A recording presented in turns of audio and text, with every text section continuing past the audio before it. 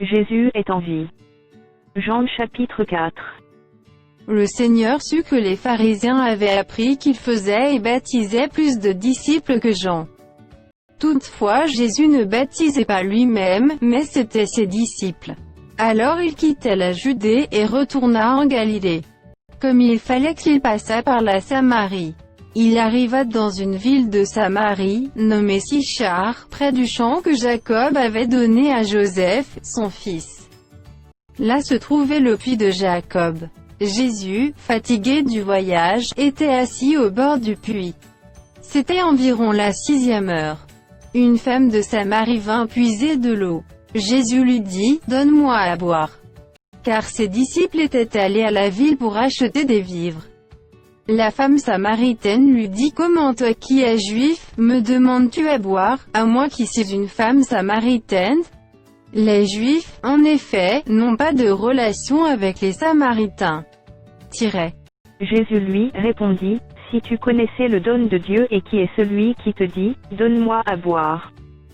Tu lui aurais toi-même demandé à boire, et il t'aurait donné de l'eau vive. » Seigneur, lui dit la femme, tu n'as rien pour puiser, et le puits est profond, d'où aurais-tu donc cette eau vive?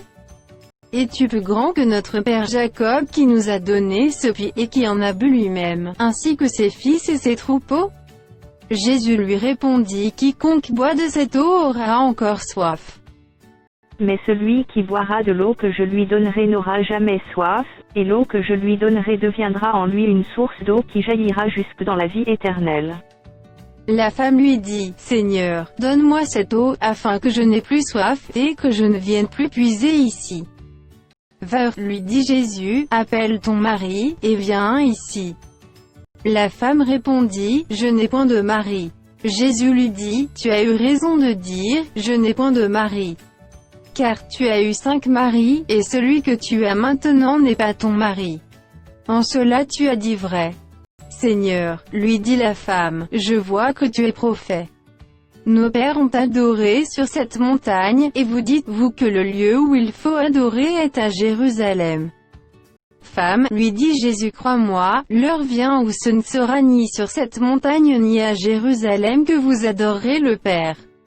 Vous adorez ce que vous ne connaissez pas, nous adorons ce que nous connaissons, car le salut vient des Juifs.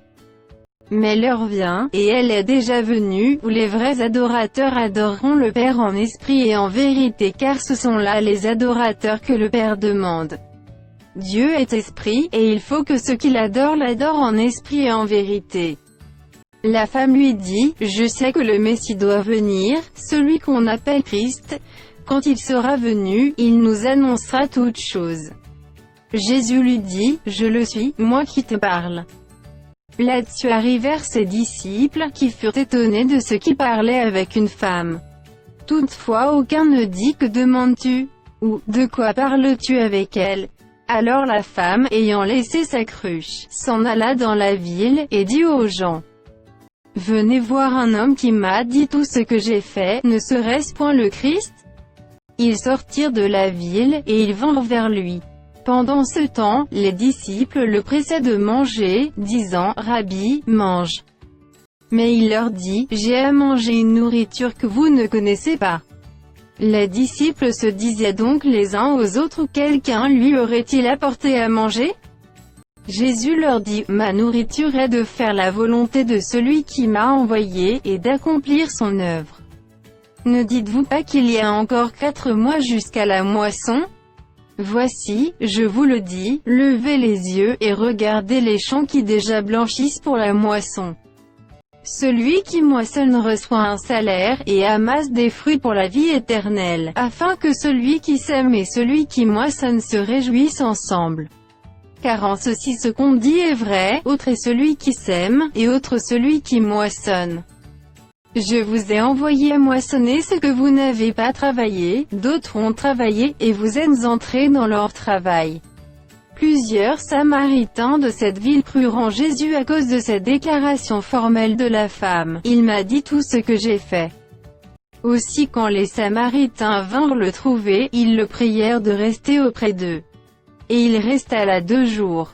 Un beaucoup plus grand nombre crurent à cause de sa parole. Et il disait à la femme, ce n'est plus à cause de ce que tu as dit que nous croyons, car nous l'avons entendu nous-mêmes, et nous savons qu'il est vraiment le Sauveur du monde.